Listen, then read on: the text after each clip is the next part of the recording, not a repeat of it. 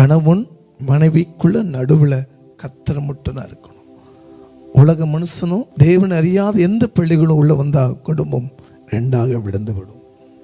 இதை பார்த்து கொண்டு கர்த்தர் தேவச்சனமே, பிள்ளைகளும் பெற்றோர் கனப்படுத்தணும். தகப்பன் தாய்மாரும் சொந்த பிள்ளைகளை அன்பால கொண்டு வரும்.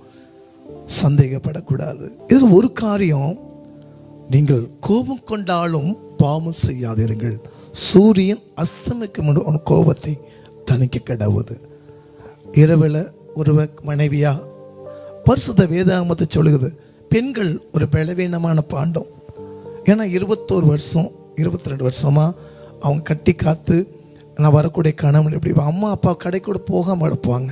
ஒரு கணவன் தான் ஒரு மனைவியை அன்பு காட்டி பிள்ளைகளை நல்வொழுக்கத்துக்காக கொண்டு வந்து போதுகன் எப்படி சபையை நடத்துகிறாரோ அதே போல் ஒவ்வொரு கணவனும் தன் மனைவி பிள்ளைகளை நேசித்து கொடுக்கும் தான் ஒரு பரிசுத்தமான குடும்பமாய் இதை மாற்றுவார். அப்படி இருக்கும்போது உங்களுக்கு எந்த பிரிவினையும் வராது. நீங்கள் ஜெபிக்காமல் இருக்கீங்களா? குடும்பமாக ஜெபிங்க.